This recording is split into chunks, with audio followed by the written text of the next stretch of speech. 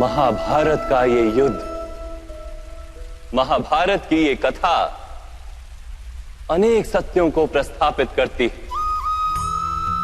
महानतम सत्य ये कि अलगपन और भिन्नता ही अधर्म का मूल है और एकात्मता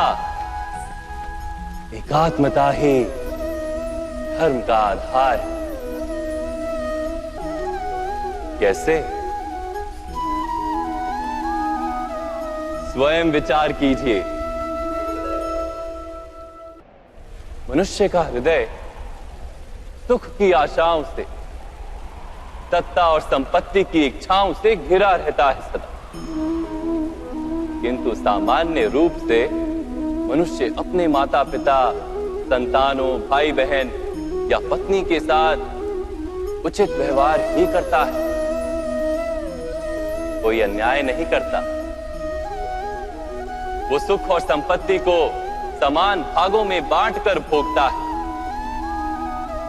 क्योंकि वो ये जानता है कि उसके सुख का आधार है उसका परिवार, उसके सुख का कारण है उसका परिवार। मनुष्य ये भी जानता है कि उसका सुख समाज से आता है, किंतु वो समाज के साथ अन्याय कर लेता है, समाज का शोषण कर लेता है, क्योंकि वो समाज को अपने सुख का कारण नहीं मानता, वो समाज को अपने सुख का साधन मानता है। भेद है तो कारण और साधन में। किंतु मनुष्य को जब ये बोध हो जाता है कि सारा संसार परमात्मा का ही रूप है, प्रत्येक जीव परमात्मा का ही अंश है, अर्थात कोई पराया नहीं, सब अपने, ये सारा संसार अपना ही है, अपना ही परिवार, तो क्रोध का कोई कारण ही नहीं रह जाता।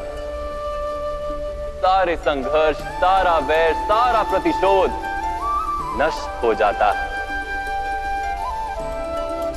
अंतर में परमात्मा और संसार में एकात्मता, यही धर्म का मूल सिद्धांत है।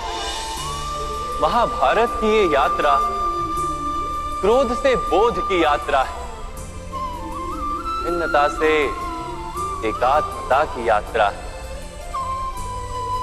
इस भूमि पर वास करने वाली प्रजा जब तक इस महाभारत की कथा को अपने स्मरणों में जीवित रखेगी, तब तक ऐसा विध्वंस पुनः नहीं होगा। कोई भी शक्ति इसकी महत्ता का वस्त्र हरण नहीं कर पाएगी। इस यात्रा में मेरे साथ प्रवास करने वालों को मैं अभिनंदन देता हूं। उनके हृदय में धर्म का बीज स्थापित हुआ है, वहां धर्म के फूल खिले।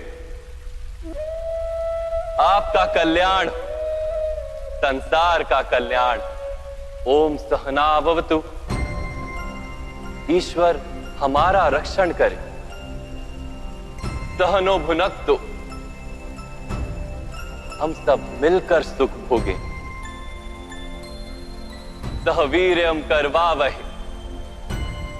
एक दूसरे के लाभ हेतु प्रयास करें। तेजस्विनावधितमस्तु। हम सबका जीवन तेज से भर जाए। माविद विषावहे। परस्पर कोई द्वेष या ईर्ष्या ना हो। ओम शांति शांति शांति।